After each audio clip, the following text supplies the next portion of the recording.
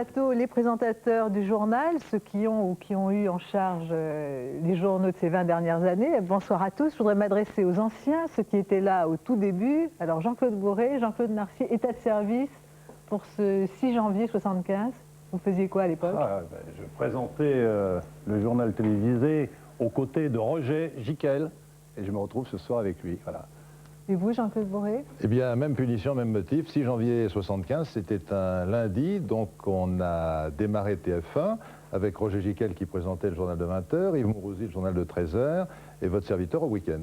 C'est passé totalement inaperçu, mais le premier journal de 13h, je l'ai présenté avec Yves Mourouzi le 6 janvier 75. Et c'est vrai que c'était un journal qui était complètement destroy et qui n'avait rien à voir avec celui du samedi précédent, qui était un journal très aseptisé et présenté avec beaucoup de sérieux et parfois de gravité, même de tristesse. Tandis que là, Yves avait du jour au lendemain tout cassé.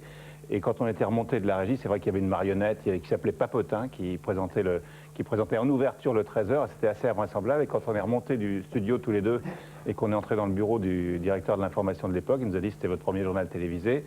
C'était aussi votre dernier. Voilà. Donc, je me souviens bien, je ne me souviens pas du contenu, on n'avait pas grand-chose à mettre dedans parce qu'on arrivait juste, c'était une nouvelle équipe, il n'y avait pas de reportage, pas d'image, c'était un plateau avec une tirade de Cyrano par Michel Creton. Enfin, c'était vraiment, c'était un fourre-tout et ça a donné le ton de ce que sont devenus les journaux télévisés avec Yves, qui en a fait un spectacle. Alors on a réservé pour tout à l'heure la diffusion de quelques images de vous au 13h, effectivement, vous nous les commenterez.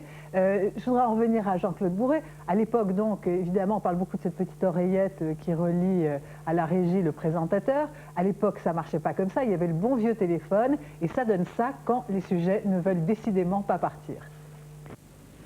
Après plus d'un an de surveillance vigilante du rail d'Ouessant par la Marine nationale, le nombre des infractions a nettement diminué. La nouvelle réglementation, qui oblige les pétroliers à passer beaucoup plus au large de la Bretagne afin de diminuer les risques d'échouage, cette nouvelle réglementation commence à être connue de l'ensemble des commandants de pétroliers dans le monde entier. C'est une première satisfaction pour les Bretons, qui sont ainsi mieux protégés des risques d'une nouvelle marée noire. Le point avec notre envoyé spécial, Jean-Pierre Quittard. Chaque jour, 180 bateaux passent au large d'Ouessant, 260 devant le Cotentin et 500 dans le Pas-de-Calais. Chaque jour, 1 million...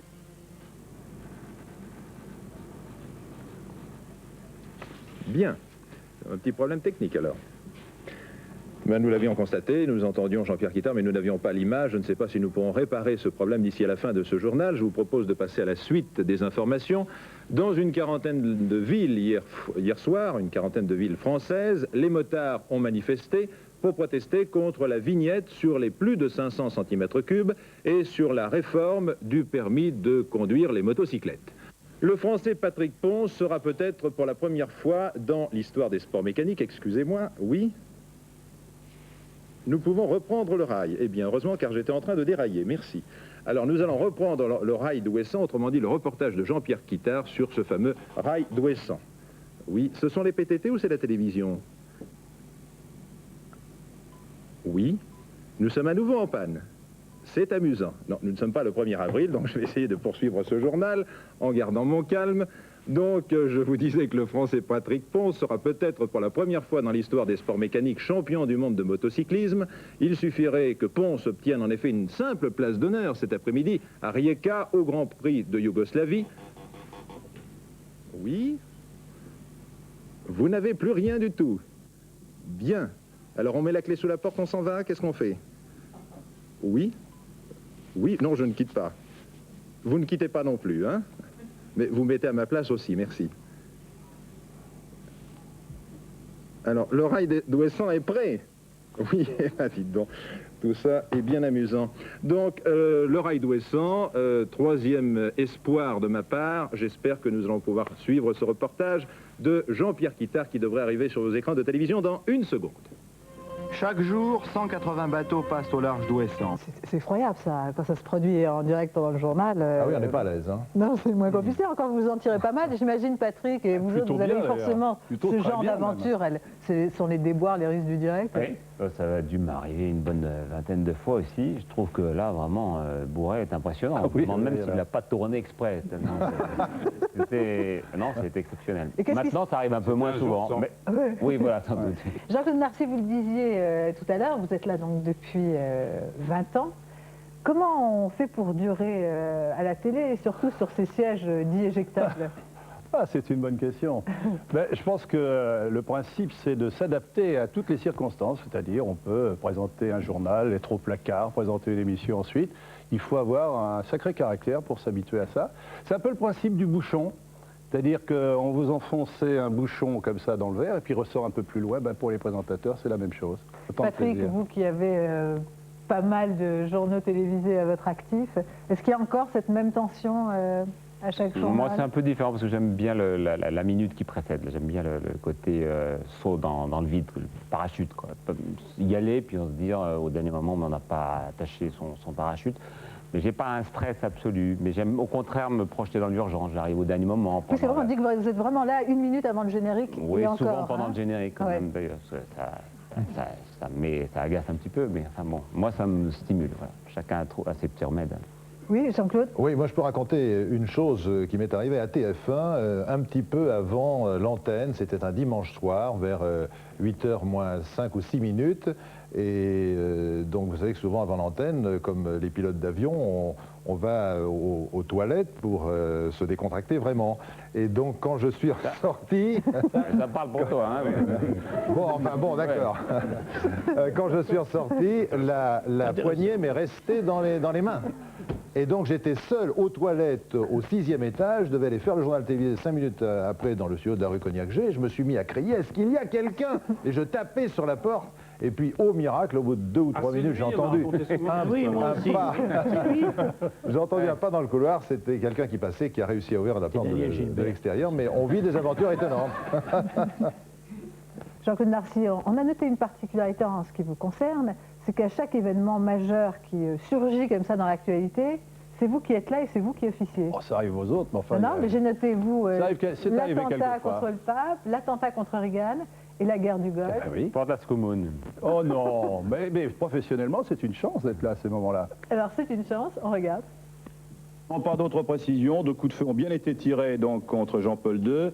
Le pape serait blessé, il a été évacué de la place Saint-Pierre, où la foule actuellement est en prière. On ne connaît pas exactement l'état du pape et la gravité des blessures. Ce que l'on sait, c'est qu'il a été hospitalisé tout de suite dans un des plus grands hôpitaux de Rome, l'hôpital Gemelli.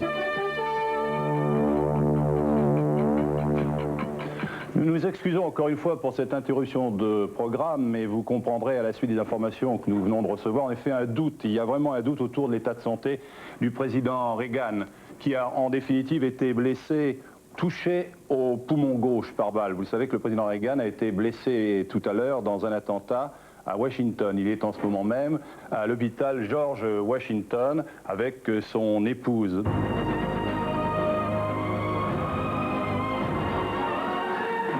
Je vous ai quitté à peine il y a 1 minute et le flash tombait au moment où je remontais dans mon bureau. Nous vivons un moment exceptionnel, un moment historique.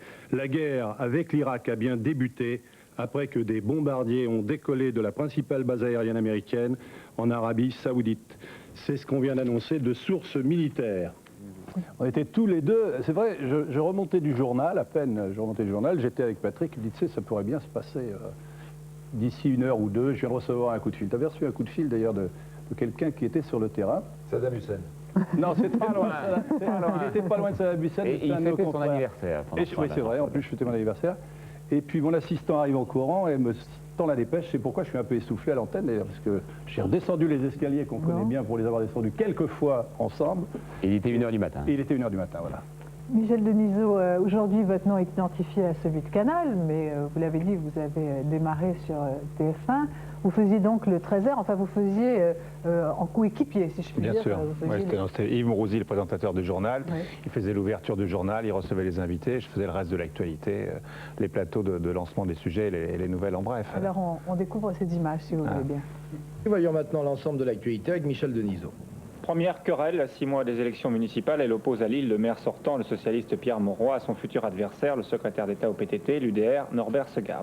Commentaire, Michel Denisot. Commentaire, je garde un très bon souvenir de cette période-là, même si je ne suis pas très nostalgique sur ce que j'ai fait dans mon travail en général, mais c'est vrai que j'ai beaucoup appris avec Yves Mourouzi pendant... J'ai travaillé avec lui, j'ai fait le journal de 13 heures pendant 2 ans et demi. Et j'ai beaucoup appris avec lui, il avait beaucoup d'audace, beaucoup de culot. Il faisait front aussi, il tenait tête, comme Roger a pu avoir l'occasion de le faire lui aux 20h. Et il a su imposer un ton à l'information télévisée qui aujourd'hui paraît commun parce que c'est le lot de beaucoup d'émissions d'information aujourd'hui. Mais à l'époque, c'était presque révolutionnaire. Alors, comment il était, Denisot? Vous avez des souvenirs? C'était un bon camarade, un type effacé, un meneur C'est une bonne équipe. Ah non, pas effacé du tout. Ah non, non, mais je pense pas. Bon Oui. camarade. Tu es picard un peu, non? Non, je suis Berrichon. Hein? Berrichon. Berrichon.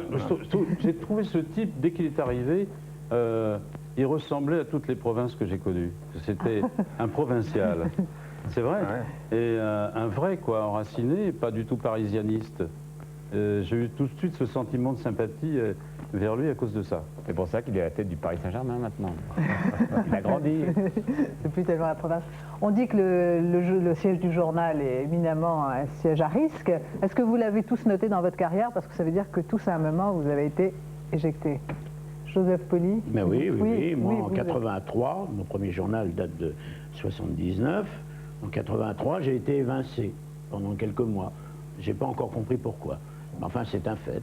Alors, on se pose des questions, mais je crois qu'il n'y a pas de réponse. C'est comme ça. Et comment vous l'avez appris? Ah ben, je l'ai appris. Moi, j'étais très content parce que j'avais dans la poche un sondage selon lequel j'étais le présentateur le plus apprécié des cadres supérieurs. Donc là, je suis tranquille. Alors, je l'ai convoqué par le rédacteur en chef, qui s'appelait Lansambert à l'époque, et qui m'a dit, voilà, vous ne présentez plus le journal. Je lui ai dit, alors, attendez. Voulez-vous lire ce sondage? Il m'a dit, c'est pas le problème, vous rendez, votre siège ne vous appartient pas, ce qui était vrai. On a le droit de faire ce qu'on veut, ben vous présentez plus le journal et puis c'est tout. Ben, c'est comme ça que ça se passe. Et vous, Jean-Claude? Oh, ben moi ça s'est passé à peu près pareil, c'était en 83 aussi, le 11 novembre, je me souviens. J'étais invité, le 11 novembre, tu vois un peu, bon. Je suis invité à rendre visite au directeur de l'information qui me dit, écoute, on va changer le décor, on va changer le look du journal. Je dis, bah, très bien, on va rajeunir, formidable. Ah bah oui, mais on change aussi le présentateur. C'est moins bien. Mais alors je dis, mais pourquoi? Mais parce qu'on veut tout changer, on veut renouveler, tout ça. Je dis, mais de toute façon, tu n'as pas à être gêné dans cette affaire, car tu vas voir, le type qui va te remplacer est un type canon. Ah, ça me fait une belle jambe, quoi. Alors, c'est comme ça que j'ai appris donc que je présentais plus le journal, le 11 novembre 1983. Et le type canon? Oui, mais... Oh, bon, non, on ne parlait pas du type camarade. L'autre, il y était pour rien. Regarde que toi. Je te vois présenter Ça te rappelle les souvenirs. Bah, bien sûr. Et tu te souviens quand on... Il n'y a aucune amertume dans tout ça. Mais quand on descendait dans les couloirs, alors il y avait deux équipes qui se On se bagarrait contre lui, il était en antenne 2. On avait le même couloir, on avait les mêmes dépêches, et on se retrouvait à 20h moins 5 à descendre. Haïssé, poivre Voilà, tout à fait. Et on discutaillait. Et on discutaillait, tu commences par quoi? Bon, Il était au 5e étage, si je me souviens bien, et nous on était au 6e. On était à 2 étages. Et alors, on discutait, et puis on dit, tu ouvres par quoi? Et qu'est-ce que tu as mis? Je sais pas si ça intéresse vraiment les gens. Puis après, on allait dans nos studios respectifs. Enfin, il n'y avait pas de bagarre comme aujourd'hui.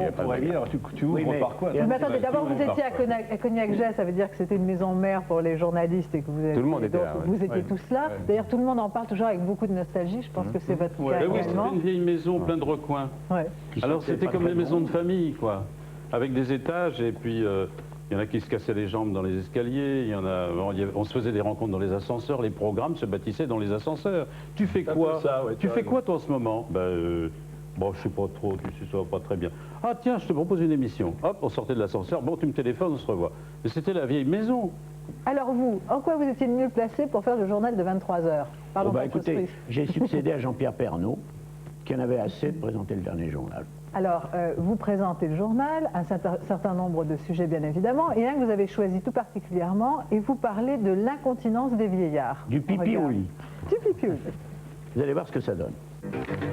Aux entretiens de Bichat, on a parlé de l'incontinence urinaire et des moyens de la combattre avec des prothèses en particulier. Mesdames, Mesdemoiselles, Messieurs, bonsoir. Les contrôles étaient sévères ce matin au Salon de l'Automobile pour les raisons que l'on sait, mais ils n'ont pas empêché un certain climat de confiance dans l'avenir de la construction automobile française, et tout cela autour de François Mitterrand qui inaugurait et qui n'a pas caché que pour lui, ce salon était un bon salon. Jean-Pierre Chappel. Le 10e salon de l'automobile et de la moto est effectivement un très beau salon. L'incontinence urinaire est une maladie ou plutôt une infirmité dont on n'aime pas parler. Elle touche pourtant beaucoup de femmes et beaucoup d'hommes. On en a parlé aux entretiens de Bichat. La rééducation patiente des malades donne de bons résultats, mais dans certains cas, c'est la pose d'une prothèse qui seule peut guérir. Pierre Bourget. Ça a été un moment épouvantable et je crois qu'on est passé à côté d'une première, c'est-à-dire que j'ai failli interrompre le journal, ce qui ne s'était encore jamais vu, en disant écoutez non, c'est pas possible, on ne peut plus continuer, on n'en peut plus, car on avait mal physiquement, c'était un fou rire épouvantable. Oui, ça tombe d'ailleurs toujours sur des moments dramatiques. Moi je me souviens d'un fou rire terrible que j'avais eu sur TF1, c'était à l'ouverture du journal télévisé, comme ça, il y avait le générique qui partait, il y a un gros projecteur comme celui qui est au-dessus de la caméra là, qui a explosé, les techniciens formidables dressent une échelle, montent avec des gants en cuir, enlèvent le culot de l'ampoule encore fumante, remettent une ampoule de 5000 watts, et au moment où je dis madame, mademoiselle, monsieur, bonsoir, une seconde avant, la lumière apparaît. Et le gars se casse la figure, il est à 3 mètres d'altitude, il se raccroche au câble, et j'avais dans l'axe de la caméra un mec qui pendait comme ça, et je me souviens très bien, je dis madame, mademoiselle, monsieur, bonsoir, nous venons de l'apprendre, le Shah d'Iran est mort en Égypte. Tout le plateau était mort de rire, il y avait un gars qui criait Coco, tu veux des bananes? Et moi j'étais obligé de tenir mon sérieux, ça a été absolument terrible. Roger Giquel, vous avez donc été aux commandes du 20h à partir de ce 6 janvier 1975. Vous êtes toujours d'ailleurs défendu d'être une star. Pour quelle raison vous avez commencé à la télé? En fait, c'était vraiment une apparition nouvelle pour vous. Par curiosité. En fait, on m'a travaillé intellectuellement pendant 3 mois. J'ai dit non, je sais pas, moi la télévision je connais pas, je connaissais la radio. J'adore la radio. Et je recommande la radio. La radio, c'est bien mieux que la télé. Non, c'est vrai. Je suis arrivé à la télévision, je ne savais rien. J'avais un téléprompteur, on m'a dit, tu sais te servir de téléprompteur? Maintenant, tout le monde sait ce que c'est. Hein. C'est le texte qu'on écrit et qui passe dans une caméra. Comme ça, on a le sentiment qu'on regarde la France au fond des yeux et qu'on fait la messe de 20h. Ce qu'on m'a dit, c'est pour ça que je suis en clergyman aujourd'hui. Qu'est-ce que les uns et les autres vous diriez en quelques mots pour définir la façon de faire de Giquel lorsqu'il présentait le journal? Je crois que dans le style de Roger Giquel, il incluait le commentaire dans la relation des faits. Il y avait quelque chose de très personnel dans sa façon de traiter l'information et il donnait beaucoup de lui-même. En donnant les faits, il y avait un commentaire dedans, ce qui aujourd'hui ne se fait plus. Alors si vous voulez, on va se souvenir tout de suite avec des extraits, le fond et la forme de Roger Giquel commenté par Muriel S. On a gagné. Je ne résiste pas au plaisir, j'y ai résisté jusqu'à maintenant. C'est quand même un progrès depuis Galilée. Mais qui a dit que Roger Giquel était triste? Vous venez d'assister à 2 exemples de flagrant délire et de bonheur affiché de l'homme blessé qui, de janvier 75 à décembre 80, a sévi sur le 20h de TF1. C'était au temps où le journaliste racontait et commentait l'information. C'était au temps où le présentateur vibrait à l'unisson des joies et des douleurs du monde, au temps où il s'impliquait. Il ne faut pas juger un voyage au milieu de la traversée, il faut le juger au moment de l'arrivée. Voilà le propos que je détache, arbitrairement, de la très longue réunion de presse du président de la République, parce qu'il me paraît traduire un ton de sérénité évident face à une morosité supposée des Français. C'était au temps où les syndicalistes envahissaient les plateaux en direct. C'était au temps où, quand un avion s'écrasait, c'était sur les pompes de Giquel. Pourtant, 46% des Français regrettaient son départ, son regard accablé, son sourire douloureux, son ton. Mouvement général. Bonsoir. Alors Roger Giquel, c'est vrai que Coluche avait dit que quand un avion s'écrasait, il s'écrasait sur vos chaussures. Il avait raison. La presse aussi, je l'ai relu, en tout cas elle disait à l'époque, on vous appelle révérend Père Giquel, le grand crucifié du journal. Vous dites quoi vous à tout ça? Oui, c'est vrai? Moi, je ne dis rien, je ressens l'information. Quand l'information est gaie, je suis gai. Quand l'information est triste, je suis triste. Alors Patrick, vous avez également dit que vous aussi, vous avez connu la traversée du désert et on a retrouvé des images où vous êtes à TF1 à 13h et vous faites ça c'est un remplacement, vous remplacez Yves Mourouzi. C'est la première fois que je présente de 13h en plus et je l'ai présenté je crois une fois sur la 2, comme ça, par hasard, pour remplacer, je crois que c'était Bilalian ou Le Coq.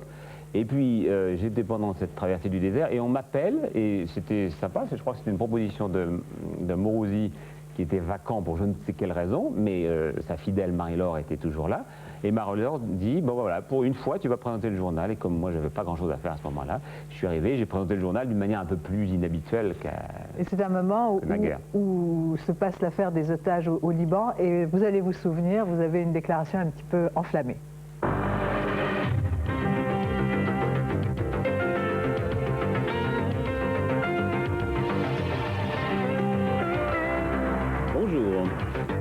Bonjour à tous et à toutes. Patrick, bonjour. Merci d'avoir accepté notre invitation, celle d'Yves et de moi-même. C'est un retour aux sources et vous aviez plutôt l'habitude de dire bonsoir d'ailleurs. Oui, c'est vrai. J'ai jamais dit bonjour. Si, j'ai dit le dire 2 fois. 2 fois, j'ai été votre concurrent, sans que vous le sachiez.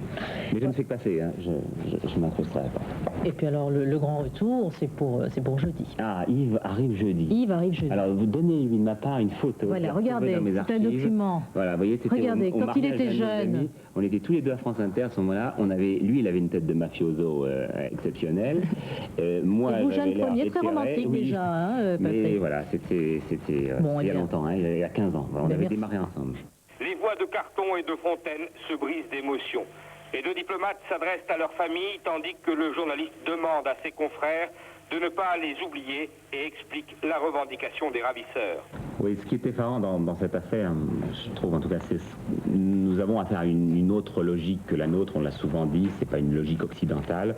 On a beau négocier, on a beau accéder à un certain nombre de revendications des terroristes, et à mon sens, nous avons dû accéder à beaucoup plus de revendications qu'on ne l'a officiellement annoncé.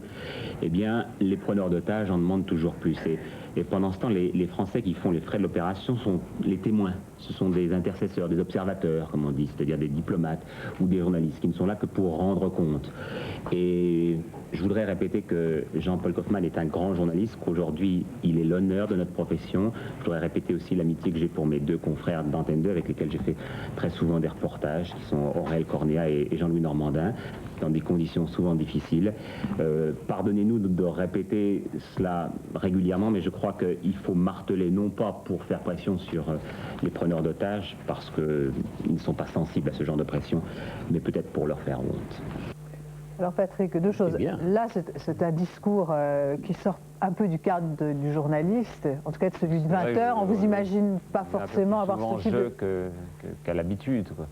Mais Jiquel disait souvent je dans ses journaux, il avait raison. Bon, là j'étais indigné parce que, comme on l'était tous, ça faisait quand même 1 an et demi que nos confrères étaient pris en otage. On les avait obligés à faire de démonstrations grotesques dans une cassette de vidéo alors qu'ils n'étaient pas libres de leur mouvement. Et je suis toujours indigné quand je vois la liberté comme ça bâillonnée. Et oui, c'est vrai, je devrais peut-être un peu plus souvent parler comme ça. Vous avez connu combien de patrons de chaîne et combien de patrons de rédaction? Sur Antenne 2, ça a valsé, là, parce que sur Antenne 2, je crois, en 12 ans, j'ai dû en connaître 11 directeurs de l'information. 11 directeurs de l'information. Je ne parle pas de ceux de France Inter, j'ai cité Roger, c'était le dernier d'entre eux. Et puis là, depuis que je suis à TF1, ça c'est quand même l'avantage du privé, j'ai connu que 2 directeurs de l'information. Michel Cotta et aujourd'hui Gérard Carrière. Bien, merci à tous, merci d'être venus. On va regarder tout de suite un reportage sur le grand absent de ce plateau. Formidable homme talentueux, homme de scoop. Généreux. Et généreux. Ouais, on l'a oublié un peu. On lui rend hommage à notre façon, simplement en images. Salut Mourouzi. Les grands moments avec Muriel S.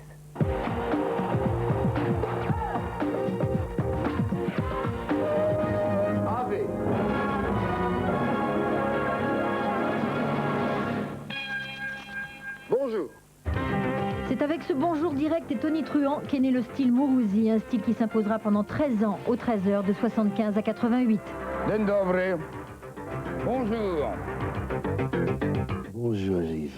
Ça va? Le style Mourouzi, c'était l'innovation, la modernité avant l'heure, l'impertinence, l'irrévérence, la provocation, avant qu'elle ne devienne académisme. Mourouzi a inventé les extérieurs en direct, l'info-spectacle et le mélange des genres. Les phrases courtes, le ton coup de poing. En somme, il a renouvelé le genre, pulvérisé les carcans. Il a été un initiateur. Ah, c'est une question de musculature en somme. Désolé, non? Bonjour à toutes et à tous. Aujourd'hui, oui, un spécial de Roland Garros. Nous avons parlé de Subway, le film de Luc Besson, qui sort demain sur les écrans. J'espère que vous irez le voir. Moi, je retourne dans le métro. comme d'habitude, par la voie la plus rapide, celle qu'a suivi Jean-Luc Anglade dans le film, en vous souhaitant une très très bonne journée, ma chère Marie-Laure. Au revoir. Et c'est l'enfer. C'est l'enfer. Oui, l'enfer, c'est rarement désirable. C'est l'enfer, la vie de président? Non, non, non. Non, non, pas du tout. La banane à la une, la meilleure forme d'information de France. Refais pas ça, poupée, refais pas ça. Refais pas ça. Pour le reste, on n'a rien à vous dire et de toute façon, regarde le bordel. Non mais regarde le bordel. Mange. Mais elle va se faire casser, la petite eau.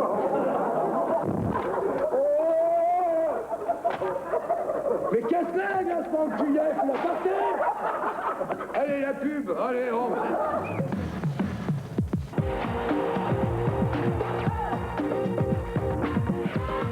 J'accueille maintenant Bernard Tapie, ni l'homme politique ni le patron, mais l'homme de télé, animateur, puisque vous avez été à la tête d'un show qui s'appelait Ambition, un show économique. Ça démarre le 28 février 86 et on se rafraîchit la mémoire tout de suite. Oui. Bonsoir. Merci d'être avec nous en direct ce soir de Bercy, où pendant 90 minutes, nous allons ensemble essayer de découvrir quels sont tous les petits secrets de l'entreprise, de vivre les moments de grande joie, les moments d'enthousiasme, mais aussi les moments de doute, les moments de peine, les moments d'angoisse.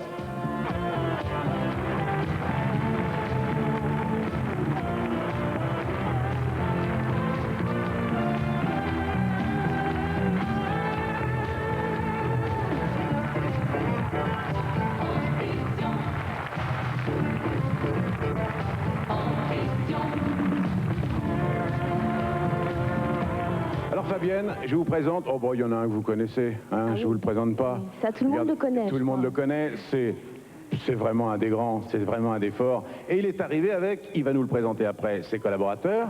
Puis ensuite, on a deux autres amis dont on parlera juste après. Je voudrais que Jacques, tu nous dises, alors, c'est quoi Fabienne et c'est quoi son projet? Merci du cadeau, Bernard. Des excréments de verre.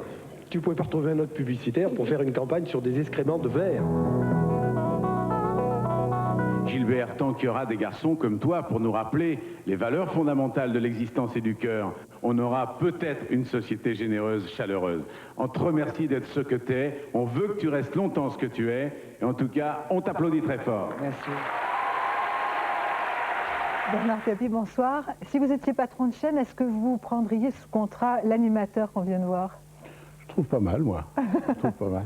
Non, mais je crois que ce qui m'apparaît évident, c'est que c'est parce que j'étais pas animateur professionnel qu'on pouvait faire des émissions comme ça.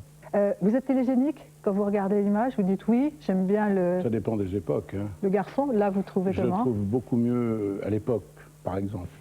Vous préférez à l'époque? Oui, franchement. Qu'est-ce qui vous irrite à l'image ou votre façon d'être? Il y a des défauts comme ça, des imperfections que vous auriez envie de retravailler? Je pense que si j'avais été professionnel de la télé, j'aurais pu faire plus vivant, avec davantage de rigueur. Alors la première s'est faite à Paris, puis après à Toulouse, je crois que vous êtes allé aussi à Bruxelles, des salles de plus en plus grandes.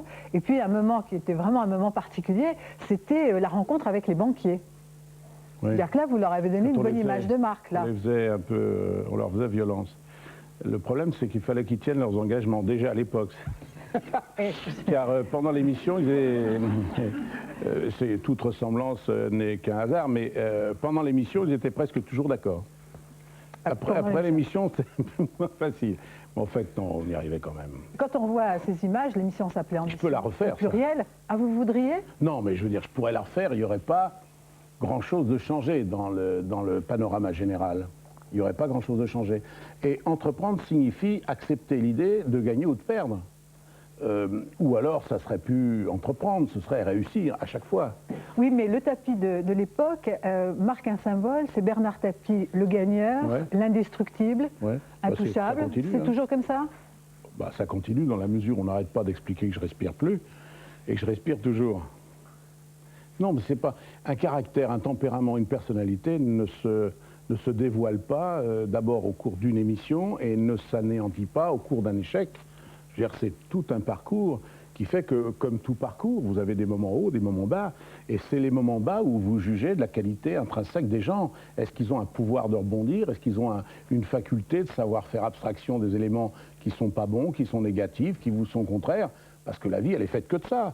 Et quand on réussit tout en apparence, c'est pas facile d'être cru quand on dit « tenez bon, serrez les dents, c'est un passage, dans 2 ans, 3 ans, vous aurez oublié ».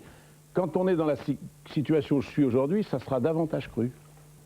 Une petite nostalgie, un peu de regret quand vous voyez cette époque finalement où tout vous souriait quand même, vous n'aviez pas encore embrayé sur la politique. Ah, ça continue? Mais bien sûr, avant de venir ici, j'ai fait un gros bisou à mon petit-fils qui s'appelle Toto, qui est le fils de Stéphane. Un jour, on a fait une émission ensemble, j'appelais mon bébé. Et juste avant de partir, je suis repassé chez moi, j'ai passé un quart d'heure avec Toto sur mes genoux, ça continue, je peux vous dire. Sur l'essentiel, tout continue. Alors on n'est plus sur un siège Louis XVI, mais je m'en fous, Toto, il est en bonne santé. Toto, il est en bonne santé. Voilà, donc tout va bien. Bernard Tapie, on va continuer à regarder des images. Alors là, c'est le Bernard Tapie qui donne un peu de voix, puisque vous avez... Mais ça, c'est un truc... Là, on va repartir, on va dire que j'étais chanteur, crooner. Ah bah vous allez dire ce que vous voulez. C'est pour ce grand réalisateur qui fait votre émission, qui, entre nous soit dit, a non seulement du talent de réalisation, mais il sait stimuler les gens. Et lui, il voulait... que je vois de quoi vous parlez, que je fasse le générique en le chantant. Alors, on regarde des images, et puis vous nous direz si vous êtes crooner ou pas. Comme d'habitude, toute la journée, je vais jouer à faire semblant. Comme d'habitude, je vais sourire. Comme d'habitude, je vais même rire. Comme d'habitude, enfin je vais vivre. Comme d'habitude.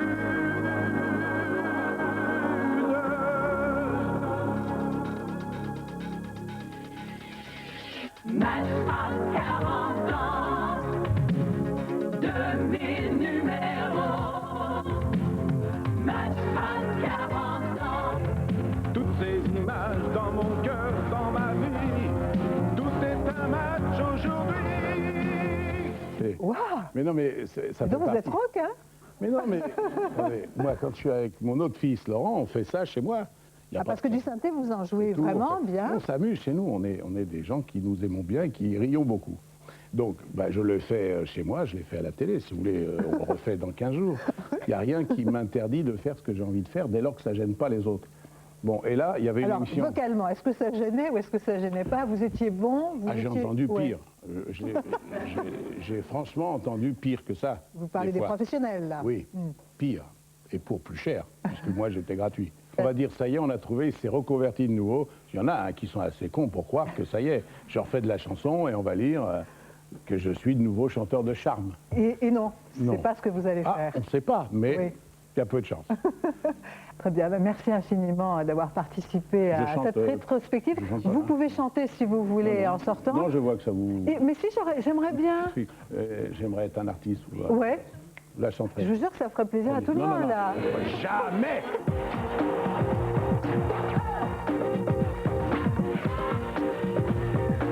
Valérie Giscard d'Estaing, bonsoir. On remonte aux années 80. Vous êtes alors la fille du président de la République en exercice. Et en même temps, vous êtes productrice animatrice d'une émission de télé. C'est vrai que c'est pas banal et que le cocktail est assez rare. Oh, unique même, je crois, oui. Il n'y en a pas d'autres. Je ne crois pas qu'il y en ait d'autres, non. Alors, on va un peu expliquer ce qu'était cette émission, quel était son concept. Tout le monde ne s'en souvient pas vraiment. Pas forcément. C'était une émission de cuisine. Absolument, oui. Qui s'appelait Les recettes de mon village. C'était donc au tout début des années 80, fin 79, début 80. Et l'idée que j'avais eue avec Pierre Bonte, et que nous avions d'ailleurs commencé sur Europe avant de la faire sur TF1, c'était de réunir le patrimoine culinaire traditionnel qui était un petit peu en train de disparaître, c'est-à-dire les recettes des grands-mères, celles qu'elles transmettaient à leurs petites filles ou à leurs filles dans leur cuisine familiale, et de les réunir pour la télévision de manière à ce que ces recettes survivent. Alors, quelle était la fréquence de l'émission? C'était hebdomadaire. Si vous voulez bien, vous n'êtes pas souvent à l'antenne à cette époque-là. Non, je faisais surtout les repérages. Mais nous, on a trouvé ces extraits où c'est vous qui officiez. Madame Le Guen, vous nous faites des coquilles Saint-Jacques régénéennes, c'est bien ça? Oui. Alors pour ça, vous prenez, je vois, il y a des coquilles Saint-Jacques, il y a des étrilles, il y a de la sèche. Oui, de l'encornet. C'est de l'encornet.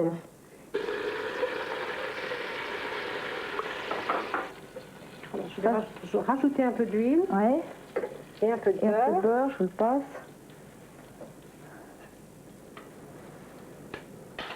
Ça a un meilleur goût, le beurre. Oui, un peu. Espérons qu'on continuera longtemps à pêcher des coquilles pour que les descendants de monsieur et madame Le Guen puissent encore faire la recette. Alors, comment vous trouvez votre prestation? Bah, moins pire que je ne craignais. À l'aise, pas à l'aise. Non, j'étais horriblement intimidée. Ça se voit un peu. Ouais. Mais enfin, je vous dis, j'aurais cru que c'était encore pire. Vous portez un pseudo, pourquoi? Parce que j'étais la fille du président de la République, oui. Simplement, et que donc c'était un petit peu difficile de travailler sous mon nom de jeune fille. Et qu'aviez-vous choisi pour remplacer votre nom? Ben, j'avais choisi un pseudonyme qui m'a été beaucoup reproché, que j'avais choisi bêtement, comme souvent. On m'avait dit du jour au lendemain, il faut trouver un pseudonyme. J'avais la nuit pour réfléchir, et j'ai pris le nom de la maison de campagne de mes parents, qui s'appelle l'Étoile. Et ensuite, on a dit, elle se prend pour une star. Enfin, bon. Alors, question évidente, quand on est la fille du président de la République et qu'on veut faire de la télé, est-ce que ça facilite? Est-ce qu'on est reçu tout de suite et on vous dit oui tout de suite? Alors, est-ce que ça facilite? Oui. Est-ce qu'on est reçu tout de suite? Oui. Est-ce qu'on vous dit oui tout de suite? Je pense que ça dépend du projet. Un mot encore pour finir cette séquence. Que vous a-t-on dit dans votre famille? Ou est-ce qu'on faisait des commentaires quand l'émission passait? Votre père était pour? Honnêtement, je ne pense pas qu'il ait jamais eu le temps de la regarder. Il avait vraiment d'autres préoccupations à l'époque. Et votre mère? Et maman me trouvait charmante parce que c'était maman.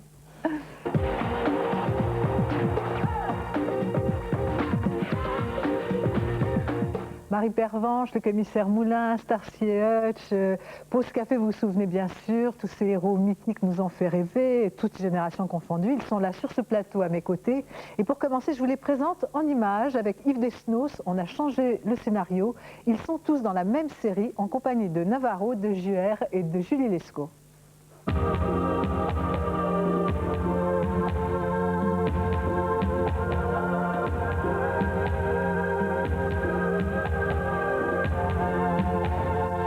7h12 interpelle.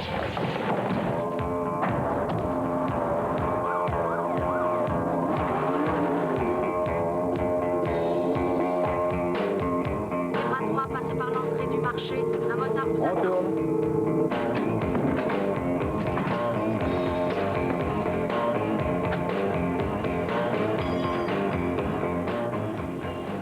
Commando Tech. Police! Lâche ça. Ok.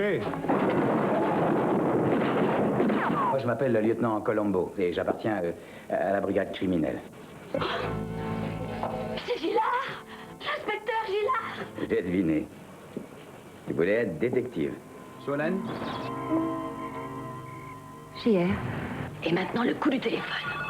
Aïe, Michael Dolan, merci. Eh bien, je veux pas abuser de vos instants, monsieur. À bientôt, sans doute. Bon appétit.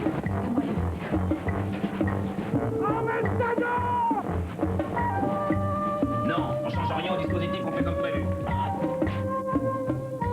Calmez-vous, calmez-vous. Comment un être à demi débile peut-il vous tracasser une minute? Je te pardonnerai jamais ce que tu viens de faire. Alors qui veut la fin, veut les moyens, salut!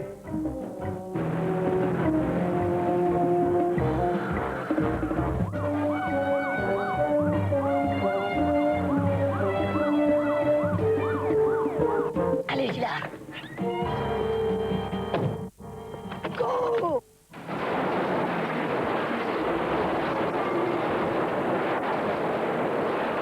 Ben voilà, bonne nuit. On n'a plus beaucoup d'amis quand on est perdant. On rentre à la maison. Ah, tu veux que je te dise? Ah, la prochaine fois. Ouais. C'est moi qui t'aide. Ah, hein? Et c'est très très drôle. Tu es content ou pas?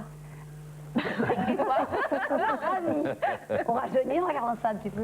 Les premiers 75, ça démarre avec des pantalons pas de def et un col à bouffer de la tarte. Et puis, ceux-là, c'est cheveux courts, c'est jeans, c'est perf. Comment on vous a proposé le rôle à l'époque, alors, la première fois? Écoutez, au départ, c'était pas pour moi. C'était un personnage qui avait été créé au départ, je crois que c'était pour Pierre Van Eyck. Et puis Pierre Van Eyck était pris sur un autre polar, donc voilà. Donc Ah d'accord, c'est pour ça que j'ai lu un jour, vous aviez dit j'ai fait une carrière de roue de secours. C'est ça que vous voulez dire là? C'est que vous êtes venu un petit peu coup de chance. Bah, écoutez, les Globetrotters, c'était pareil. Je veux dire, quand il y a eu les Globetrotters, c'était pas moi. Ils ont démarré le film avec un autre acteur.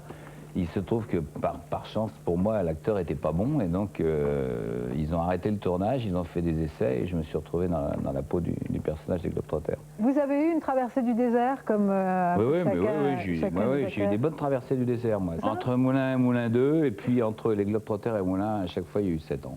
Alors vous, Véronique, la France entière vous a adopté dès le début de Pause Café. C'est alors je vais vous donner les dates, c'est février 80 que commence la première. Vous jouez un rôle que moi je trouve assez moderne, qui était un rôle d'assistante sociale, touchante, généreuse. Comment vous expliquez un peu le succès incroyable de la série? Parce que je crois que cette série a apporté beaucoup d'espoir à plein de jeunes, parce que c'était un personnage qui ne s'arrêtait, qui n'avait en fait aucune frontière, quoi, qui passait au-dessus de l'administration, qui n'écoutait que son cœur, qui était proche des problèmes des gens. Et d'après toutes les lettres que j'ai reçues, c'est surtout ça. Je crois que j'avais l'impression d'apporter un peu de force finalement aux gens. Ils se sont dit, après tout, on est dans des galères, mais il y en a qui sont capables de se battre. Je sais pas, il y a une identification comme ça complète au personnage. Est-ce que les gens vous abordent dans la rue toujours avec cette image de Pause Café? Toujours. Mais je crois qu'elle me suivra jusqu'à la fin de mes jours, l'image de Pause Café. J'ai eu un petit peu de difficulté à me sortir du personnage, parce qu'on me proposait que des rôles d'assistante sociale, d'avocat, défenseur du pauvre, d'institutrice, d'infirmière et tout. Et j'ai dit stop, j'ai envie de jouer d'autres choses. Et que vous battez la concurrence qui est Antenne 2 à l'époque avec un film... Le Parrain. Pardon, La Joie. Mais oui, c'était Le Parrain, c'est ça que vous vouliez dire? Oui. C'était Marlon Brando contre nous. Immense film de l'histoire du cinéma, Marlon Brando. Et Marie Parvanche, elle a gagné contre Le Parrain. Et vous êtes fière? Très fière. Bon. C'était la une des journaux le lendemain. Marie Parvanche contre Le Parrain. C'est un bon titre. Je finis cette séquence avec vous, David Soul. Vous êtes Hutch, le coéquipier de Starsky Hutch, série mondialement connue. Merci d'être avec nous ce soir. Je sais que vous parlez un petit peu français, mais c'est plus facile, notre conversation est plus facile en anglais. Combien d'épisodes vous avez tourné de Starsky Hutch et quand commence cette aventure? Ça a commencé en 1975 et je pense que nous avons tourné quelque chose comme 100 épisodes. Et diffusé dans tous les pays du monde? Bah écoutez, pratiquement, oui, quelque chose comme 95 pays, 95 et quels sont les dans le monde. pays les plus insolites, les plus étonnants? Écoutez, il faudrait que j'y pense. Je pense l'Arabie Saoudite peut-être. L'Arabie Saoudite, vous savez, et puis, voyons. Vous savez, m'entendre parler en japonais, ça me surprend toujours également. Dès le début, vous imaginiez l'ampleur du succès, et à votre avis, à quoi tient le succès de Starsky Hutch? Non, ça au début, je ne pense pas qu'on aurait pu, n'importe qui ici aurait pu imaginer ce succès. Je pense qu'aucun d'entre nous, d'ailleurs, au début, n'imaginait un succès comme ça. Parce que nous sommes des acteurs et nous sommes contents de travailler, déjà, c'est un bon point. Mais je pense que dans le cas de Starsky et Hutch, je crois que ce qui a fait son succès, c'était l'humanité des personnages. Le sens de l'humour aussi, c'est vrai, mais je crois qu'il y a beaucoup d'humanité et un sens de l'humour. Ce sont des gens un petit peu ordinaires. C'est la première fois que vous voyez des flics qui sont des gens ordinaires, qui sont des gens comme vous et moi. Il y a une sorte de sympathie entre ces deux hommes. Il y a une compassion aussi l'un pour l'autre. Et je crois que ça a été ça la clé de la série. Bien entendu, vous avez des liens proches avec Michael Glaser qui joue votre coéquipier, qui joue Starsky. On sait que récemment, il a eu des épreuves terribles puisque son épouse est décédée du sida. Ils avaient beaucoup combattu d'ailleurs pour cette cause. Est-ce que vous lui avez téléphoné? Est-ce que vous avez été en contact avec lui ces jours-ci? Oui, bien entendu. Je l'ai eu pratiquement tous les jours au téléphone, aussi bien avant que pendant et après le décès de son épouse. C'est un homme remarquable, vous savez. Paul c'est quelqu'un qui a entrepris, qui a connu, je veux dire, non seulement la mort de sa femme, mais la mort de sa fille. Et je pense que ce qui est encore plus important, c'est le courage de cet homme qui est resté toujours le même, qui a été forgé par l'expérience, qui a été forgé par le malheur. Sa première question, ou la première chose qu'il m'a dit, en fait, ça n'avait rien à voir avec les circonstances de la mort de sa femme, après la mort de sa femme. La première chose qu'il m'a dit quand je l'ai eu au téléphone, c'est « Comment vas-tu? Que deviens-tu » hein? Vous voyez, il était prêt pour la mort de sa femme, mais bien sûr, au moment du décès, c'est toujours quelque chose d'autre. Mais je crois que maintenant, ça va mieux. Vous pouvez imaginer un jour rejouer ce Starsky et Hutch et qu'il y ait d'autres numéros, d'autres séries, tous les deux? Non. Non, non. Non, en un mot commençant, non. Eh bien, je pense parce que chacun d'entre nous est passé à d'autres choses. Paul est maintenant un metteur en scène extrêmement connu, et moi, j'essaye toujours de devenir un acteur. Justement en disant que, bien sûr, vous êtes un acteur, que vous tournez d'ailleurs en France en ce moment. Et je vous souhaite une bonne chance, ainsi qu'à vous tous. Merci. Merci. Ainsi se termine cette émission, et il est fort tard. Je voudrais remercier tout particulièrement Nicole Medjevski, qui est notre documentaliste, ainsi que Lina. C'est avec leur concours qu'on a pu avoir ces extraordinaires extraits qu'on a vus tout au long de l'émission. Excellente fin de soirée sur TF1.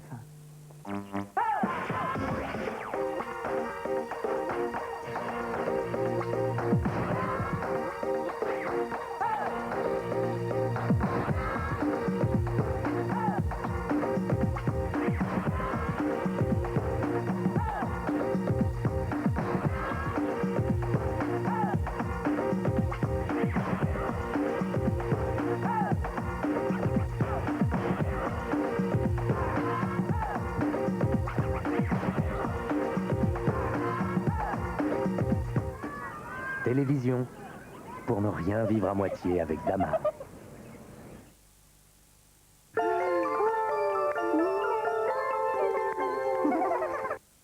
I've lived a life that's full. I've traveled each and every highway, and more, much more than this, I did it my way. I've been each started course, each careful step along the byway, and more, much more than this, I did it my way. There were times I sure knew I bit off more than I could chew. Through it all, when they were down, I laid it up, baby, now. I faced it all, and I stood tall, and did it my way. Douce nuit parfumée, nuits indiennes, Jean-Louis Scherrer, Paris. Donnez un soin intensif à votre peau en un seul geste avec le lait de douche Nivea. Tout le soin du lait Nivea est d'un gel douche très doux. Riche en lait Nivea, il nourrit votre peau en profondeur et préserve son hydratation durablement. Lait de douche Nivea, le soin extrême, le temps d'une douche. C'est pas possible. Me faire payer ça, hein, dans votre couloir. Ce n'est pas une infiltration, ni un dégât des eaux. Problème d'humidité. Permettez. Ah, la preuve, avec l'absorbeur Rupson, cette pièce est sèche. Un bac, des cristaux, qui attirent l'humidité et la transforment en eau. Bravo. Avec Rupson, vous n'êtes pas prêt de me revoir. Absorbeur d'humidité Rupson et sa recharge. Vaincre l'humidité, seul Rupson vous l'assure.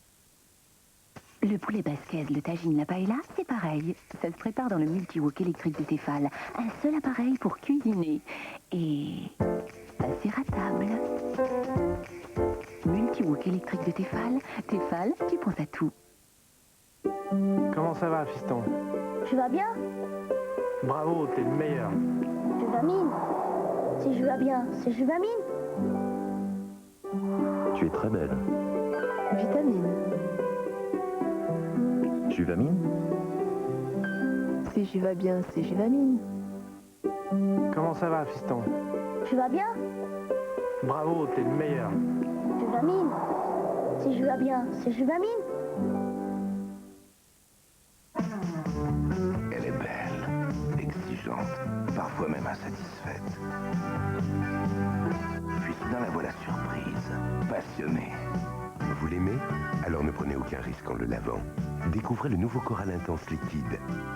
Encore plus concentré, il pénètre parfaitement les fibres pour apporter plus de propreté à vos vêtements et garder leur couleur éclatante, comme au premier jour. Coral, le vrai spécialiste des couleurs. Qu'est-ce que tu tousses? Va prendre du sirop Codotucil. Codotucil est un médicament contre la toux sèche pour adultes. Codotucil, pour des nuits sans tousser. Jamais l'image n'a été plus simple à capturer. Nouveau magnétoscope Thomson ShowView. Thomson, autant voir grand.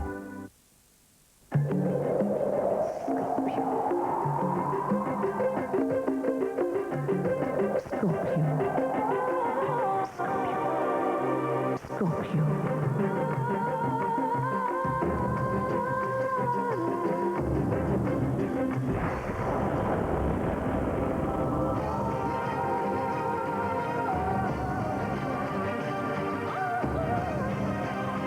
Scorpio, le plus brûlant des parfums d'homme.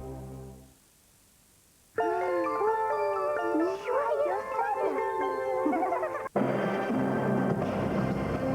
7 jours sur 7. Sur la chaîne Info. Réaction. Tout de suite. Minute par minute.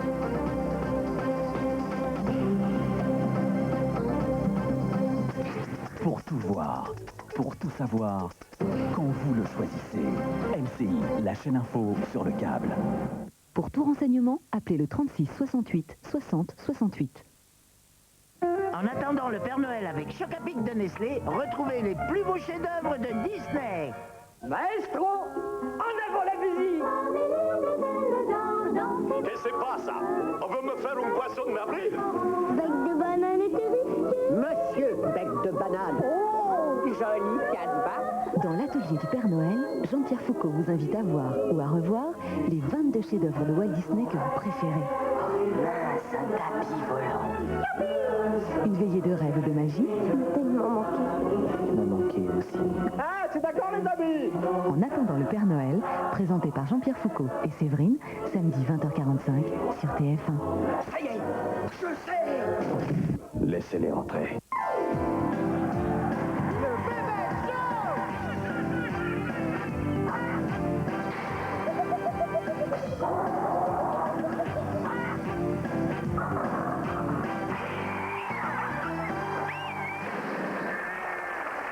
Bonsoir, le Bébé Show va s'arrêter au moment où s'amorce une troublante affaire. Oh, c'est vrai, quelle affaire! Le prince Régnier abdiquera-t-il au profit du prince Albert? Ah ouais, elle a raison, moi j'en dors plus. Hein. Non, moi je parlais de l'affaire Alphen, dont nous allons suivre les derniers rebondissements. Nicolas, dépêchez-vous, on va rater l'avion pour Chamonix. J'ai pas fini de repasser votre anorak en cachemire. N'oubliez pas, mes moon boots Weston et ma luge Vuitton. Oui? Oh, bon papa, le parquet de Paris a décidé de dessaisir le juge Alphen. Des affaires dans lesquelles plusieurs de mes ministres pourraient être impliqués? Oh, les braves gens. Hein. Mais attention, hein, il faudrait pas que cette affaire soit enterrée. Hein. Ce serait mal. Oh non, bon papa, elle sera pas enterrée. Elle sera confiée à un autre juge et reprise dans 6 mois. Et dans 6 mois, où serons-nous, Nicolas? Je sais pas, mon papa. À Chamonix? Plus haut. Au pic du Midi. Mais à l'Élysée, imbécile. Oui? Bon papa, c'est le président de la République. Il veut nous voir tout de suite. Ah, les personnes âgées. Quand on part en vacances, c'est toujours un problème. Écoutez, c'est pas au vieux singe qu'on apprend à faire des grimaces. Hein. Je sens un coup fourré. Je vais saisir le Conseil supérieur de la magistrature. Mais enfin, pourquoi aurions-nous manipulé le juge? Soyez raisonnable. Le coup du beau-père, je l'ai fait avant vous. Hein. Et comme par hasard, ça arrive juste au moment où le juge avait découvert que Roussin avait payé sa villa 1/3 de sa valeur. Oh là là, c'est très mal ça. Bon, il faudra qu'il soit jugé sévèrement. Dès qu'il y aura un nouveau juge, bien sûr. Et les 2 ministres dont il venait d'examiner les dossiers fiscaux? Mais quel ministre? Le ministre du budget et le ministre de l'Intérieur. Oh là là là là là là là. Tenez, c'est bien simple, je m'arrête. Je m'interroge. Aïe! Et je me relâche, faute de preuves. Moi aussi. Comme vous le voyez, nous ne sommes pas du genre à entraver le cours de la justice. Ça, jamais.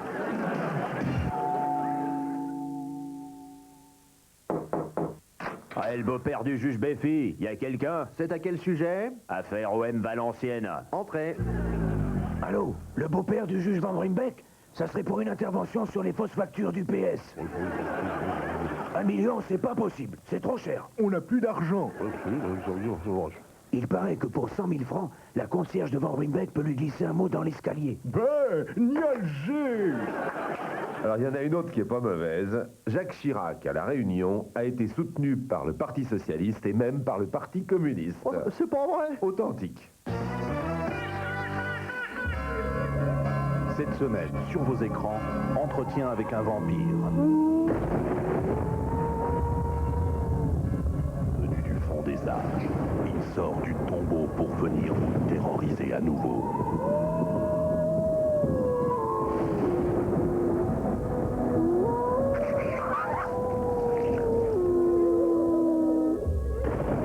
Pour mener le politique social à bas les bourgeois.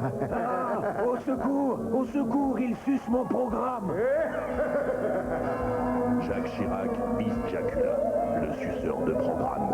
Entretien avec un vampire, cette semaine sur vos écrans.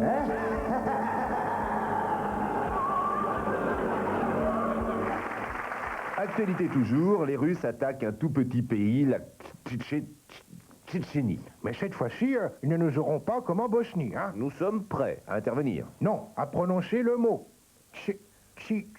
Oh, avec leur conflit, ils commencent à nous faire chier.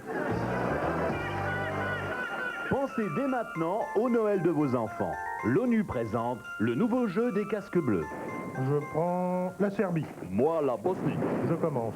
J'avance un soldat serbe vers les lignes bosniaques. Casque bleu. Je tire une carte rien à foutre. Éliminé. Bien joué. Je bombarde tout un quartier de civils bosniaques. Oh là là. Casque bleu. Je tire une carte rien à foutre. Éliminé. Oh, vache. Je convoque un sommet mondial. Je tire une carte rien à foutre. Le grand jeu des casques bleus, il apprend à réfléchir. C'est une stratégie cornélienne. Si je laisse mon casque bleu, je passe pour un irresponsable. Et si je l'enlève, je passe pour un dégonflé. Le coffret des casques bleus pour apprendre aux enfants la stratégie de l'inutile. Et bien voilà, joyeux Noël et meilleurs vœux à tous. Nous allons faire d'ailleurs un joli cadeau aux hommes politiques en ne parlant pas d'eux pendant 15 jours. Oh là là là là, quel dommage. Tu parles. Pensez aux déshérités, pensez aux pères Tati. Non, on vous a déjà dit non, désolé. Dans ce cas, comme je l'ai dit, je vais reprendre ma carrière de chanteur.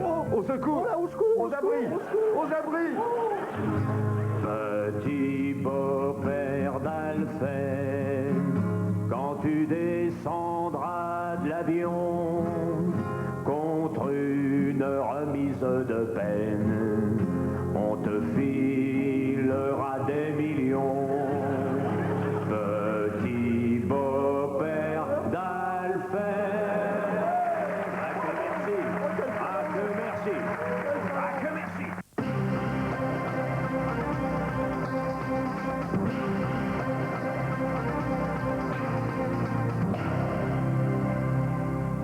Bonsoir, les suites de l'affaire des fausses factures de la région parisienne confiées au juge Alphen. Premier résultat concret après l'entrée en lice hier de François Mitterrand qui demandait la réunion du Conseil supérieur de la magistrature, le dessaisissement du juge n'est plus à l'ordre du jour.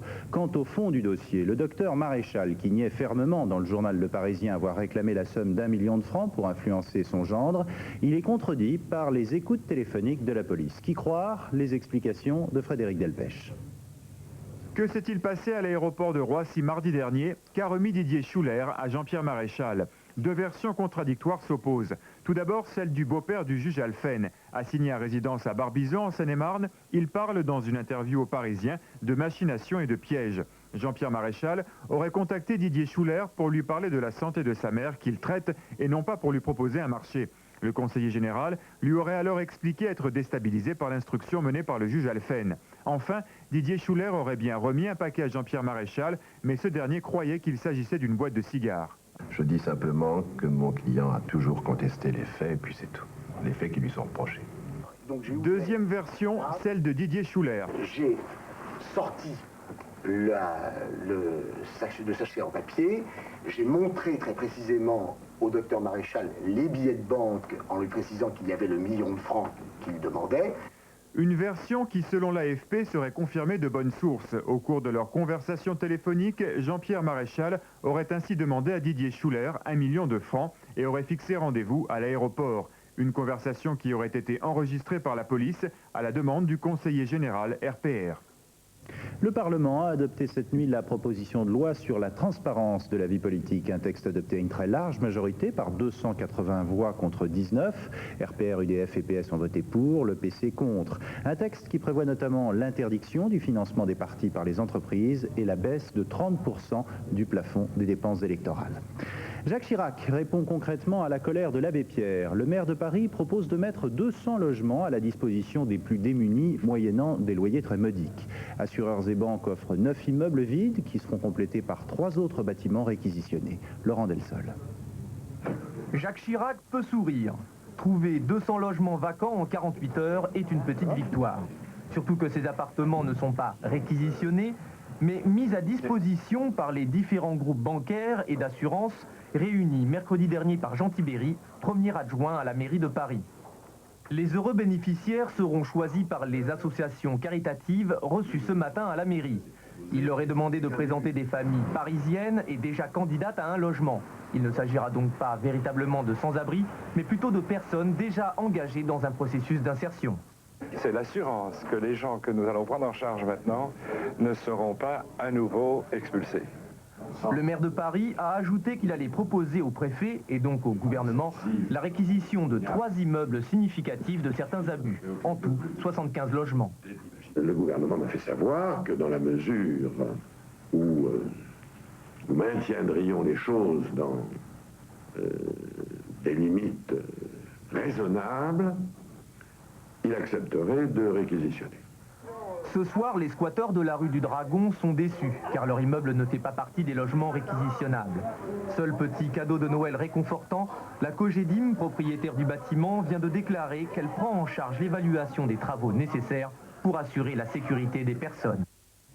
Et puis à Marseille, l'association Droit au logement Provence Unie a porté plainte pour non-assistance à personne en danger après la mort de 2 sans-abri jeudi, morts de froid, l'un sur un banc public et l'autre sur une berge. La surprise des bénévoles des Restaurants du Cœur de Strasbourg hier matin. Ils ont découvert devant leur porte un repas de banquet pour 400 personnes. Au menu du saumon, des pâtisseries et autres amuse-gueules. Une entreprise avait en effet annulé au dernier moment sa commande de fin d'année et le traiteur a décidé que ça ne serait pas perdu pour tout le monde.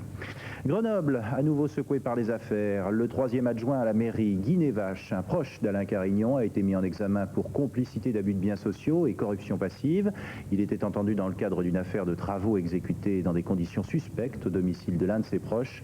Guy Nevache a aussitôt été écroué. Marc Berdugo.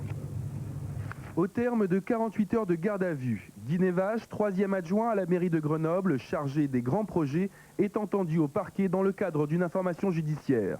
Apparemment, une entreprise de travaux publics aurait effectué des travaux à titre gracieux chez un des proches de Guy Nevache.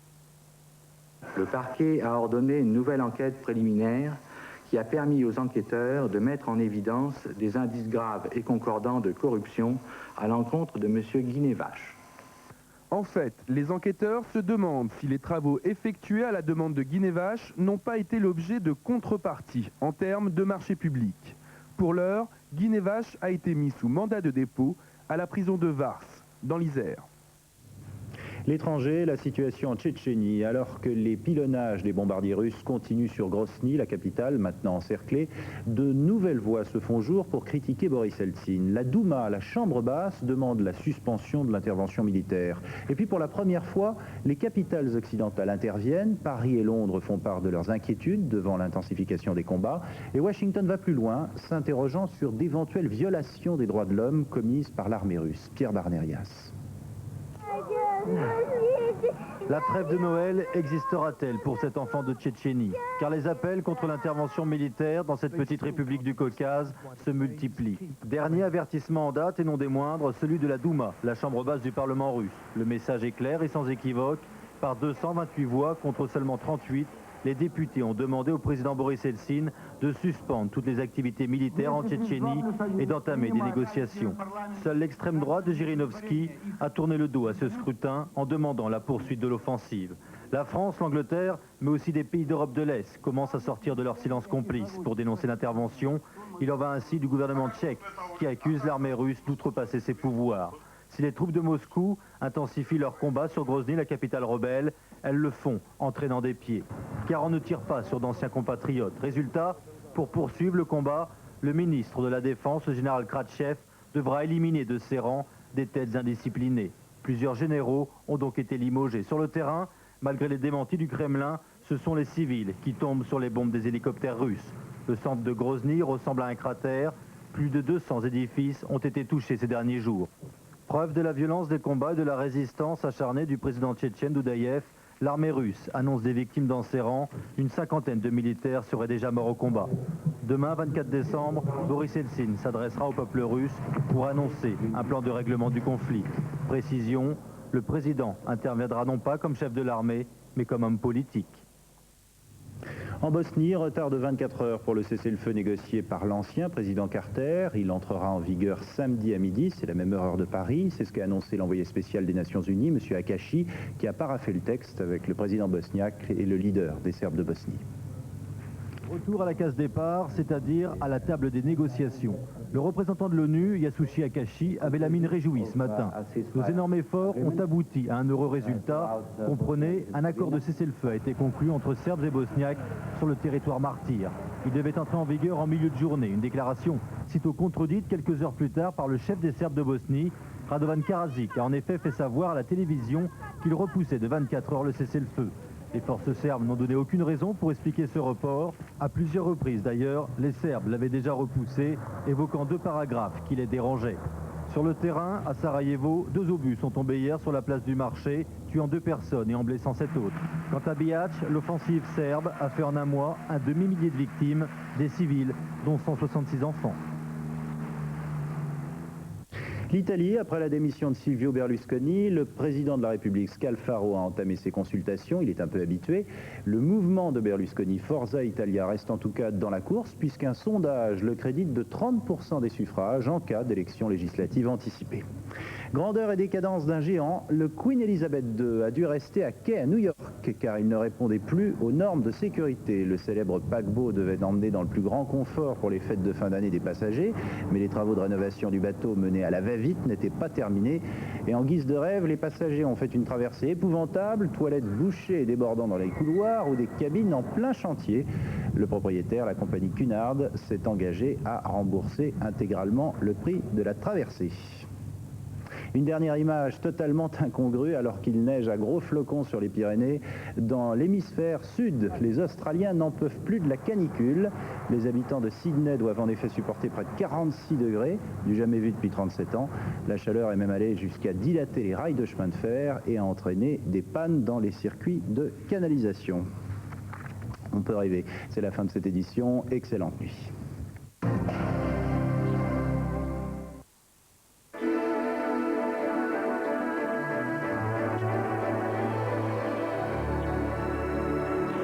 Les hypermarchés géants vous souhaitent un joyeux Noël. Bonsoir, l'avantage de l'air froid, c'est qu'il est stable. Donc les prévisions de Météo France sont rigoureusement les mêmes pour demain que celles qu'elles étaient pour aujourd'hui ou pour hier, avant-hier. Voici l'animation du satellite, l'anticyclone de Sibérie est là. En voici la limite très loin sur l'océan. Alors tout ça, c'est de l'air froid. Et puis il y a toujours ici cette virulente perturbation qui perturbe le temps de la Méditerranée et par conséquence de la Corse et de l'extrême sud-est. Elle va reprendre un peu d'activité demain, puis beaucoup de nuages bas sur la France. C'est normal quand on a un flux de nord-est. Donc demain matin, après une matinée un peu brouillardeuse et notamment givrante, donc attention, ça peut glisser. Voici le temps que nous prévoit Météo France. Encore pas mal de nébulosité du nord au bassin parisien et à la Vendée. Mais il fera beau sur la Bretagne. Et puis une grosse tartine de nuages bas du nord-est à l'embouchure de la Garonne, qui est donc la Gironde, en passant évidemment par le Massif central. Ensuite, plus vous irez vers le golfe du Lion, où soufflera encore une petite tramontane à 50 km/h, plus vous trouverez d'éclaircies, sauf évidemment de l'extrême sud-est à la Corse, où là le temps continuera à être extrêmement perturbé, avec beaucoup de nuages, quelques chutes de neige à partir de 800 mètres sur les Alpes du Sud, à partir de 1200 mètres sur la Corse, et en pleine il y aura des orages, en montagne aussi remarquez, et puis de la pluie et du vent, 60 km/h entre Corse et continent, ce qui est bien moins qu'aujourd'hui, car il y avait plus de 100 km/h cet après-midi. Les températures pour demain après-midi seront encore en baisse par rapport à celles d'aujourd'hui où il ne faisait pas chaud, de moins 1 degré à Amiens, Abbeville, Langres et Clermont-Ferrand, donc ça ne dégèlera pas de la nuit et de la journée, à 12 degrés de maximum prévu par Météo France à Ajaccio, 1 à Paris. Vous voyez que c'est vraiment froid, mais qu'est-ce que vous voulez? C'est Noël et c'est l'hiver. À bientôt. Avec Géant, j'ai envie d'un Noël sans nuages.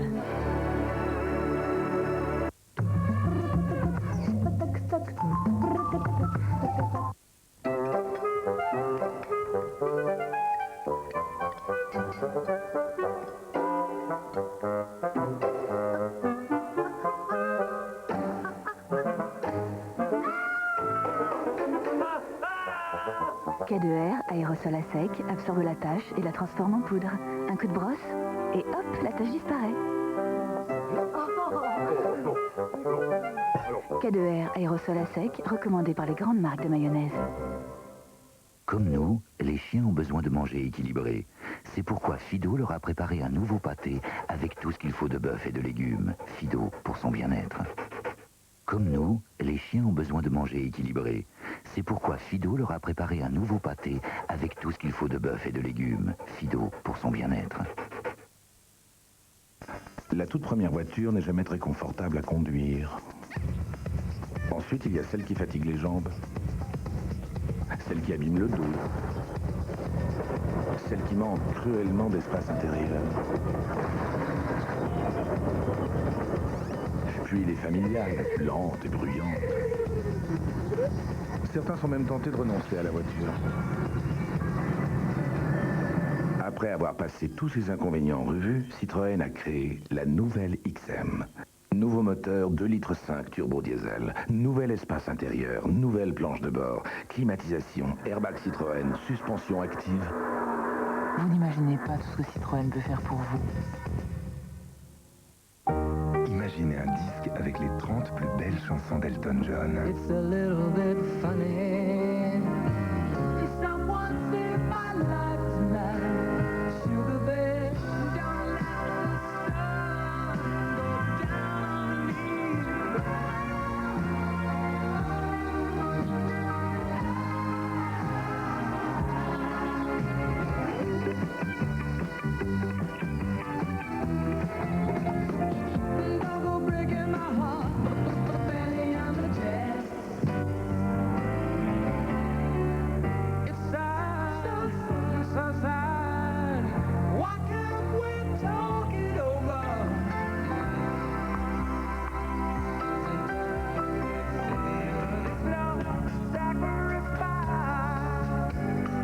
The Very Best of Elton John avec énergie. Les 30 plus belles chansons d'Elton John.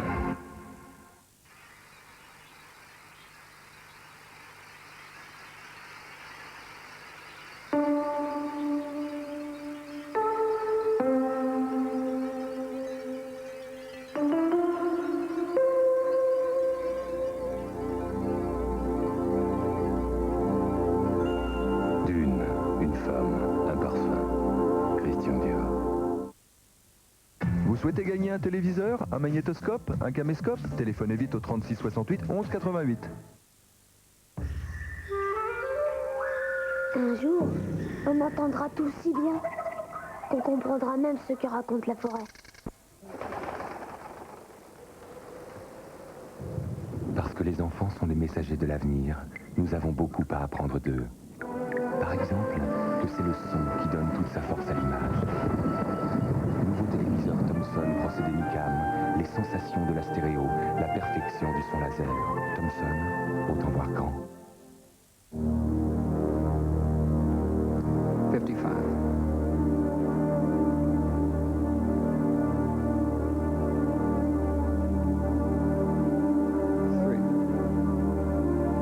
Fahrenheit. Pour l'homme. Par Christian Dior.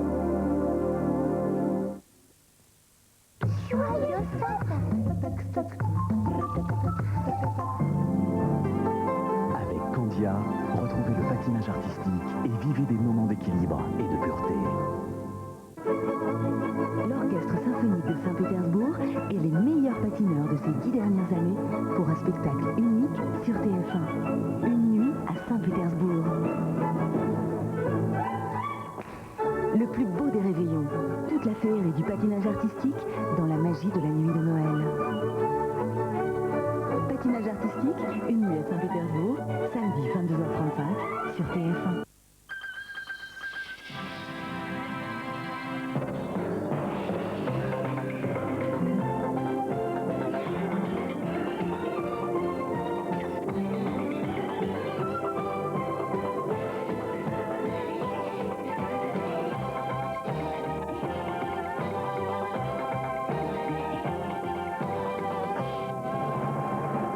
Mesdames, messieurs, Philippe Risoli.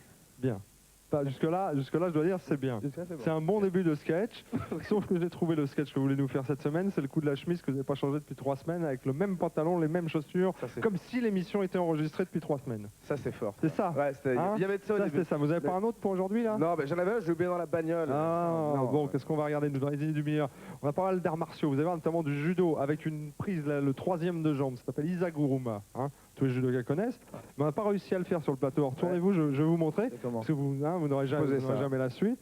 Vous connaissez, je sais que vous avez fait un petit peu de judo, vous connaissez bien le premier, Sotogari, ici, je flingue.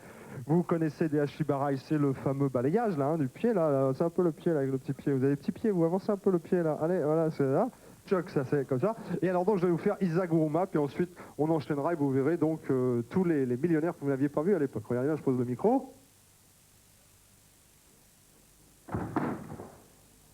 On démarre avec Huguette. Huguette adore s'envoyer en l'air, mais en tout bien tout honneur, avec son mari. L'ULM, Oui, c'est très bien. avec votre mari, Lui est pilote et moi je suis copilote, enfin je suis derrière. vous êtes derrière. On ne copilote pas en ULM Non, non. quand même. Hein. Oh. ULM, on est derrière, on ferme les yeux, on a les miches comme ça, parce qu'on a... Ah non, non, non, pas. Non Non, c'est très bien. Non, mais je dis pas que c'est pas bien. Moi, je dis qu'à chaque fois que je monte derrière quelqu'un en ULM, j'ai la pétoche un peu. Mais il faut avoir confiance au pilote. Bah oui, mais vous, c'est votre mari. L'autre, Oui. c'est pas mon mari, moi. Voilà. Vous voyez, hein, c'est ça le truc. C'est qui votre mari, alors, le pilote du ULM? Non, il est pas là. Et justement, il n'est pas là. Alors, ça fait, tiens, on va vous interviewer, vous, sur l'ULM. C'est son fils. Ah bah tiens, ah bah venez là. Le fiston. Vous en faites de l'ULM? Non, je monte derrière mon père, mais j'en fais pas. Attendez, vous montez tous derrière votre père, votre mari, le pilote. Bah C'est- ouais. Mais vous, ça, vous avez jamais eu envie de piloter? Ah bah si, mais c'est assez dur de passer le brevet. Qu'est-ce qu'il faut passer? Alors, il y a quoi comme genre d'examen? Le brevet de pilotage, hein, c'est un peu comme les avions. Ah, et alors, j'ai vu qu'avec l'argent que vous avez gagné, vous souhaiteriez quoi? Construire une piste d'atterrissage? Oui, disons qu'on est en train d'acheter une ferme et on voudrait monter une piste de... Sur votre terrain, vous? Voilà. Mais on a le droit de faire ça? Bien sûr. Donc vous pouvez décoller, mais on n'a pas, pour décoller, normalement, même un petit avion, il doit demander une autorisation ou un machin, pas en ULM, hein, je crois. Ah ben si, il faut demander quand même. Si, justement, il faut demander, si. Ben alors comment vous avez demandé, vous? Non, mais on a demandé au maire et tout ça, mais enfin disons que c'est un endroit assez isolé, donc il y a 100 personnes. Ah oui, donc il n'y a pas de problème. Vous, ça monte à combien, un ULM? À combien de mètres, à peu près? Vous savez, non? En gros, à peu près, quoi. Si vous savez pas, vous dites n'importe quoi, moi j'y connais rien, de toute façon. Je ne peux pas vous dire l'altitude, mais Bon, il monte à 10 000 mètres, 20 000 mètres. il arrive à monter au-dessus des nuages, mais l'altitude, je ne peux pas vous dire. Ah, au-dessus des nuages. Vous vous êtes retrouvé un jour en ULM au-dessus, sérieux? Si, sérieux. Si, c'est vrai, sérieux. Non, mais c'est vrai. Parce que le ciel était bas, quoi, il pleuvait, tout ça. Ah, c'est ça. Non, mais je vous fais confiance, d'ailleurs, ça doit faire une drôle. Comment? S'il pleut, c'est pas gay. Bah non, s'il pleut en ULM, ça, bah oui. ça pose un gros problème s'il pleut, bah, à part le fait d'être mouillé. Non, pas énorme. Il faut surtout pas qu'il y ait de vent. Ah, c'est ça. Voilà. D'accord. Bah, je vous laisse vous réinstaller. Ça va faire un drôle d'effet en ULM au-dessus des nuages. Oui, oui. Parce que moi, la dernière fois que je suis monté, on est monté à 4-5 mètres facile. Hein. Déjà, j'avais peur. Oui, vous n'avez pas trop forcé. Si ça... Non, j'ai pas trop forcé. Non. Comme vous dites, j'ai vraiment pas forcé du tout. Alors, vous voyez, je vous souhaite bonne chance. De 100 000 francs à 1 million.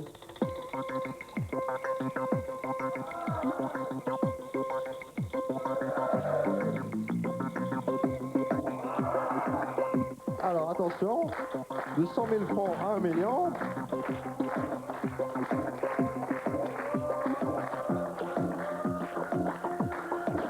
Ça coûte combien le LM?